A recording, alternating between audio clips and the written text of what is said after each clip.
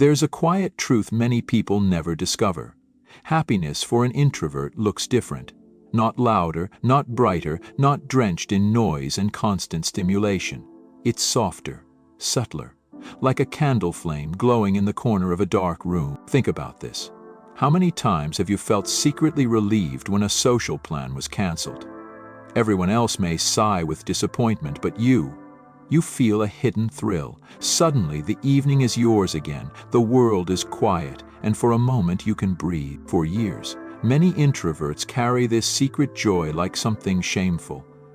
Society whispers that happiness must be tied to being busy, being seen, being on, that a happy life is loud and social, filled with endless interaction. If you're not chasing that, then you must be missing something. But what if the opposite is true? What if the path to deep contentment lies not in becoming more like everyone else, but in building the kind of inner and outer life that truly fits your nature? This is the great question for every introvert. How can you live in a world that demands noise while protecting your right to quiet joy?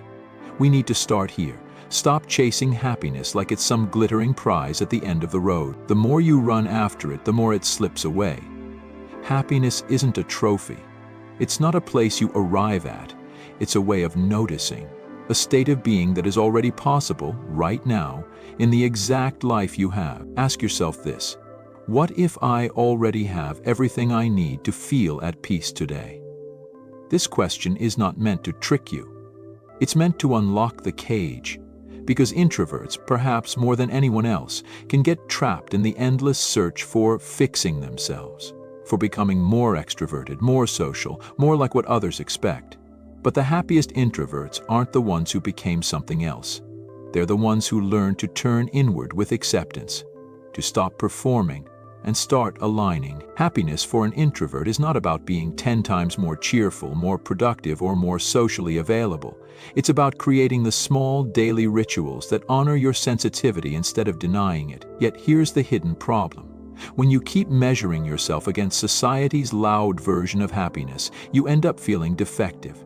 You tell yourself you're missing out, that something is wrong with you because you don't thrive at crowded parties, or because you need rest after long conversations. And so begins the cycle of quiet self-betrayal. You push past your limits, you agree to things you secretly dread, you try to perform happiness in someone else's costume. But deep down, you know it doesn't fit. This is where most introverts get lost, in the belief that they have to earn joy by proving themselves in a world designed for extroverts. But real joy begins the moment you stop negotiating with yourself and start creating habits that protect your energy, sharpen your gifts, and let you flourish as you are. The truth is, happiness is not a miracle, it's a pattern, and for introverts there are certain habits, subtle but powerful, that shape the rhythm of life into something calmer, deeper, more fulfilling. These habits are not about changing who you are, they are about making space for who you already are to breathe. In this journey, we'll uncover 6 habits that can change the way you experience your days, from chasing happiness to inhabiting it, from shrinking into labels to expanding into possibilities, from feeling drained by the world to feeling quietly powerful within it. Because the ultimate paradox is this: the quieter your habits, the louder your joy becomes. Here is the quiet tragedy of many introverts. They spend half their lives trying to be someone they are not, and the other half apologizing for who they are. It begins early, from the classroom where the child who raises their hand fastest is praised, while the one who prefers to think silently is overlooked. From the workplace, where visibility and self-promotion often outrun competence. From culture itself, which equates joy with noise and success with the ability to network. Carl Jung once wrote, "The privilege of a lifetime is to become who you truly are." But for introverts, this privilege often feels like a burden, because to become who you are, you must resist the gravity of a world constantly pulling you away from yourself. The hidden problem is not that introverts are unhappy by nature.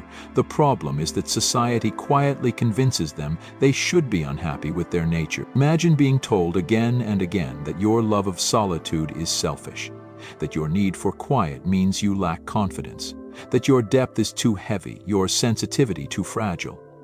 Over time, you start to believe it. You carry other people's definitions like chains, and soon enough you sabotage your own chance at happiness by comparing yourself to an extroverted ideal. The philosopher Soren Kierkegaard warned, "The greatest hazard of all, losing oneself, can occur very quietly in the world, as if it were nothing at all." This is precisely what happens. Introverts lose themselves, not in grand tragedies but in subtle compromises, in saying yes when they want to say no, in staying 1 hour longer at a gathering when their soul is already weary, in scrolling endlessly through social media, hoping to feel connected but ending up lonelier than before. Another layer of the problem lies in how introverts treat their inner world. Their gift of deep reflection easily mutates into endless rumination. What should be a sanctuary of thought becomes a prison of overthinking. The psychologist Susan Cain, author of Quiet, observed that introverts often possess a rich inner life. But when that richness is unmanaged, it turns into noise just as loud as the external world. Instead of clarity, they find chaos inside their own heads. This leads to a paradox. Introverts withdraw to recharge, but if they lack the right habits, solitude can quickly tip into stagnation. Rest turns into avoidance, reflection turns into paralysis, silence turns into isolation. And here lies the sharpest edge of the hidden problem. Introverts confuse the state of being alone with the state of being disconnected. They retreat into solitude without the practices that transform solitude into nourishment. As a result, they don't emerge restored, they emerge emptier. Nietzsche once said, "He who has a why to live can bear almost any how." But many introverts, trapped between society's expectations and their own misunderstood nature, lose sight of their why. They drift. They survive, but they do not thrive, so they start to chase artificial versions of joy. Dopamine from endless scrolling, comfort from routine labels. "I'm just an introvert, that's who I am." External validation from likes, clicks, or fleeting recognition. Yet every pursuit leaves them emptier, because the foundation is built on a lie, that happiness must be borrowed, not cultivated. This is the hidden wound. Introverts mistake their sensitivity for weakness, and in doing so they trade their greatest strength for shame. They sabotage their well-being by trying to live against their own current. But here is the liberating truth, once you dare to see it. Your sensitivity is not your burden, it's your compass. Your quiet is not emptiness, it's your sanctuary, and your path to happiness is not about changing who you are, but about practicing habits that let your true nature breathe. The question becomes, what are these habits? How can introverts stop betraying themselves, stop numbing their gifts, and start designing a life that actually fits their nervous system, their psychology, their soul? Will expose the invisible consequences of ignoring this truth. The slow erosion of joy, energy, and even health. Because only when you understand the cost of self-betrayal can you truly value the power of living in alignment. When an introvert ignores their true needs, the punishment doesn't arrive with thunder, it creeps in quietly. At first it looks like mild fatigue, then it becomes irritability. Soon it transforms into burnout, disconnection, and a gnawing sense that life is happening somewhere else, but never here. This is the invisible cost of living against your own nature, the erosion of energy. Introverts run on a different battery. Their energy is not infinite, and it is not replenished in crowds or noise. It comes from silence, focus, and meaningful connection. When they ignore this, they spend their days overdrafting from an account that was never designed to be bottomless. The result? A chronic exhaustion that sleep alone cannot cure. The philosopher Arthur Schopenhauer wrote, "It is difficult to find happiness within oneself, but it is impossible to find it anywhere else." For introverts, this truth becomes painfully literal. Without tending to their inner world, they become drained, not just tired, but empty. And emptiness is far harder to heal than fatigue. The distortion of identity. Living inauthentically is a slow form of self-erasure. When introverts constantly act against their nature, they begin to lose the clarity of who they are. They try to wear masks, the cheerful extrovert, the endlessly available friend, the overachieving worker. But eventually they forget the face beneath. Jean-Paul Sartre warned of this danger when he said, "If you are lonely when you're alone, you are in bad company." An introvert who denies their truth ends up in exactly this place, trapped with a version of themselves they no longer recognize, the weight of anxiety and depression. There is also a psychological toll. The introvert's gift of deep analysis can quickly become a curse. Without healthy habits, reflection spirals into rumination, and self-awareness turns into self-criticism. Anxiety builds like static in the mind. Depression follows as the body grows weary of living out of alignment. Carl Jung noted that neurosis is always a substitute for legitimate suffering. What he meant is that when we refuse to live authentically, the psyche finds other ways to express its pain. For introverts, ignoring their need for solitude, depth, and balance does not erase the need.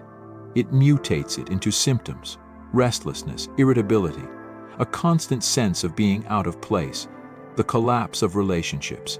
Strangely enough, the attempt to fit in often leads introverts to feel more isolated. When they overextend socially, they burn out and begin to resent the very people they care about. When they withdraw too much, they miss out on the nourishment of connection. Either way, their relationships suffer. This creates a painful paradox. In trying to belong, they end up feeling more alienated. As the Stoic philosopher Seneca wrote, "We suffer more often in imagination than in reality." Introverts who lack balance imagine themselves misunderstood and cut off, when often it is their neglected habits that built the wall, the slow death of creativity. Perhaps the most tragic consequence is the loss of creativity. Introverts carry a natural gift, the ability to notice subtleties, to connect dots others miss, to create art, ideas, and meaning from silence. But when their lives are overrun with noise, that gift withers. The writer Anais Nin once confessed, "The day came when the risk to remain tight in a bud was more painful than the risk it took to blossom." For introverts, failing to honor their true needs keeps them locked in the bud. Safe perhaps, but suffocated. And their ideas, their creativity, their potential contributions never fully bloom. The health consequences. The body also pays the price. Chronic overstimulation triggers the nervous system into constant alert. Cortisol floods the bloodstream. Sleep becomes shallow. The immune system weakens. What begins as just being tired can spiral into real illness. Modern psychology has confirmed what ancient philosophy always knew: the mind and body are one. To ignore the soul's rhythm is to harm the flesh as well. So what is left when an introvert abandons their nature? A shell of a life.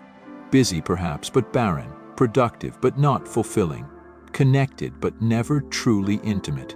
This is the quiet despair of many introverts who don't yet understand the power of their habits. They are not broken, they are simply misaligned. But here lies the turning point.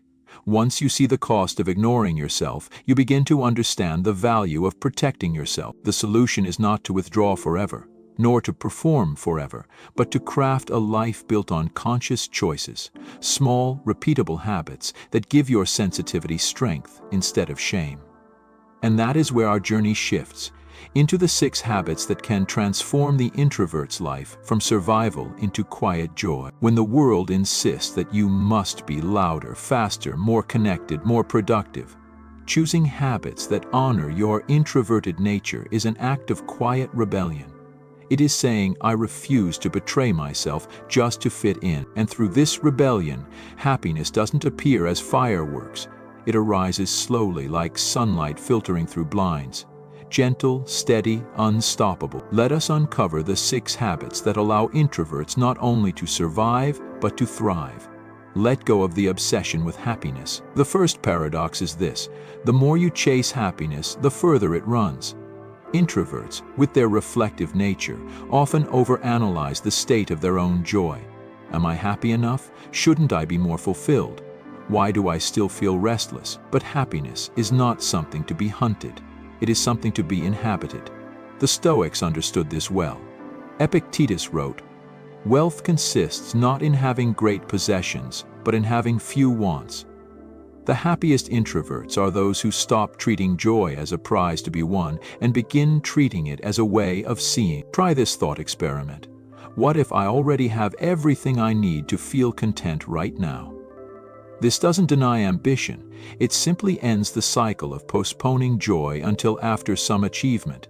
For the introvert, it means learning to enjoy the quiet evening, the deep breath, the book in hand, without waiting for life to be better. Be the first to reach out. Introverts often slip into avoidance, thinking if connection is exhausting, maybe I should retreat entirely. But solitude without balance becomes isolation. One habit that shifts this is daring to reach out first. Send the text, call the friend, write the email, even if years have passed, even if the other person never initiates. By taking the first step, you place yourself in the position of agency, not passivity. The psychologist Alfred Adler believed that all problems are interpersonal relationship problems. For introverts, proactively nurturing connections is not about being social butterflies, but about protecting mental health. When you build strong ties on your terms, you turn loneliness into belonging. This doesn't mean attending every event, it means choosing quality over quantity, and remembering that connection feels better when it's initiated from a place of strength, not obligation. Regularly return to your strengths. Comparison is poison for the introverted mind.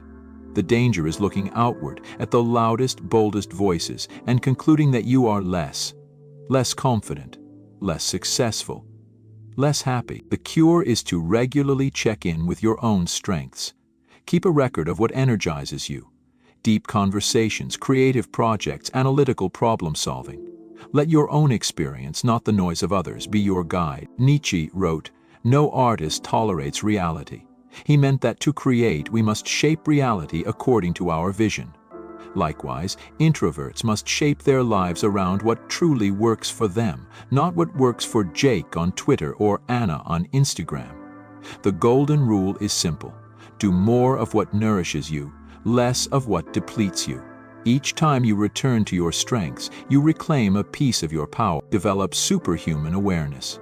The introverted brain is a double-edged sword. Its capacity for reflection can lead to insight or to despair. But there is a habit that transforms this liability into a superpower, the practice of awareness. Awareness is not overthinking. It is the opposite. It is the art of noticing without judgment. Observe your surroundings like a poet notices the curve of a leaf. Feel the air on your skin, the rhythm of your breath. Let awareness interrupt the cycle of rumination. As the Zen teacher Thich Nhat Hanh taught, the present moment is filled with joy and happiness. If you are attentive, you will see it. Introverts often fear they are missing something by not thinking hard enough, but the deepest insights arise not from force, but from stillness. The more you train awareness, the less room anxiety has to grow. Stress becomes a signal, not a sentence, and your mind shifts from battlefield to sanctuary. Protect yourself from artificial stimulation. In today's world, everyone is bombarded with noise, but introverts feel the cost more acutely. Social media, endless notifications, caffeine binges, compulsive scrolling, all of it overstimulates a nervous system that already runs sensitive. The result? Dopamine exhaustion. The things that once brought joy, a walk in nature, a good conversation, creating art, lose their flavor. The antidote is not total withdrawal but discernment. Protect your senses like precious soil. Choose what you allow in, the way a gardener chooses what seeds to plant. As Marcus Aurelius reminded himself, the soul becomes dyed with the color of its thoughts. What you consume, digitally, socially, emotionally, paints your inner world. Choose carefully and life regains its natural richness. Stop clinging to the label introvert. Perhaps the most liberating habit is this: release the identity that cages you. Yes, you may be introverted, but the danger lies in worshiping the label.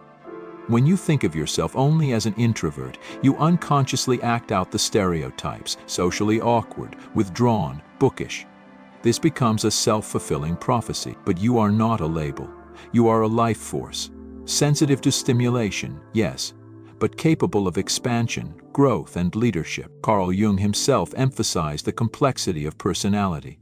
The shoe that fits one person pinches another. There is no recipe for living that suits all cases. To cling to labels is to shrink your possibilities. To live beyond them is to step into your full humanity. Drop the story of what you should be. Live according to what energizes you. At times that may mean solitude. At times it may mean stepping into the spotlight. Freedom lies in choosing, not conforming. The rebellion in action. Together, these 6 habits form more than a checklist. They are a philosophy. They remind us that happiness is not a grand destination, but a pattern of daily resistance against the noise of the world. To let go of chasing happiness, to reach out on your own terms, to root yourself in your strengths, to transform overthinking into awareness, to guard your senses against overstimulation, to live beyond labels. This is not just self-help, it is self-liberation. The happiest introverts are not those who imitate extroverts, nor those who retreat forever into silence. They are those who design a life where their sensitivity becomes a compass, not a curse. What does it truly mean to be happy as an introvert? It does not mean a life free of struggle or a heart untouched by longing. Happiness here is not perfection, it is alignment. It is living in rhythm with your own nature instead of fighting against it. Carl Jung once wrote, "The most terrifying thing is to accept oneself completely." And perhaps this is the final truth for introverts, that happiness begins not when you change who you are, but when you dare to accept yourself fully. Happiness is not louder, it is deeper. The world teaches us to equate joy with excitement, with display, with constant connection. But introverts know joy in subtler tones, in the page of a book that feels like a mirror, in the evening walk where the air itself seems to speak, in the friendship where silence feels as safe as conversation. These are not lesser joys, they are deeper ones, and to honor them is to reclaim your life from the tyranny of loud happiness, the courage to live without apology. For too long, introverts apologize for needing space, for turning down invitations, for not matching the speed of others. Yet every apology erodes self-respect. The truth is, you do not owe the world extroversion. You owe the world authenticity. As Friedrich Nietzsche said, "Become who you are." This is not an invitation to indulgence, but to courage, to stop diluting yourself in order to be acceptable, to live with the quiet confidence that your way of being is not a flaw, it is a gift. The paradox of solitude. There is a reason philosophers, mystics, and poets sought solitude. It sharpens perception and deepens meaning. But solitude without awareness can collapse into loneliness. The difference lies in intention. Loneliness is when you are forced to be alone. Solitude is when you choose it, and in that choice lies power. As the poet Rainer Maria Rilke wrote, "The only journey is the one within." For introverts, solitude is not an escape from life, it is the gateway to deeper living. The habit of returning to yourself again and again is what transforms silence into nourishment, the ripple effect of living in alignment. When introverts live authentically, the benefits are not theirs alone. Their creativity begins to flow, their relationships grow richer, their presence becomes calmer, steadier, more magnetic. Others feel safer around them because they are at peace with themselves. In a noisy world, the person who carries quiet confidence becomes a rare anchor. This is the paradox. The very traits you once saw as weaknesses become the qualities others need most. Your depth brings meaning. Your thoughtfulness brings wisdom. Your calm brings stability. The final rebellion. To live like this is to rebel against the narratives that told you happiness must look a certain way. It is to say, I do not need to be louder to be worthy. I do not need to be busier to be fulfilled. I do not need to wear a mask to be loved. Instead, you begin to measure your life not by how much you are seen, but by how deeply you feel. Not by how many people surround you, but by how real the connections are. Not by how much you produce, but by how much of yourself remains intact in the process. The quiet truth. At the end of all philosophies, all psychology, all advice, the truth is disarmingly simple. You are not broken. You do not need to become someone else. You are already enough. Happiness, for the introvert, is the art of remembering this every day. Through 6 small habits, you return to yourself, releasing the chase for happiness, reaching out on your terms, rooting in your strengths, practicing awareness, guarding your inner garden, and living beyond labels. These are not tasks to complete, but paths to walk, and each step, no matter how small, is a step into freedom. In a world that glorifies the loud, your quiet joy is a radical act. Protect it, practice it, live it, and you will find that the happiest life is not the one that looks impressive from the outside, but the one that feels true on the inside.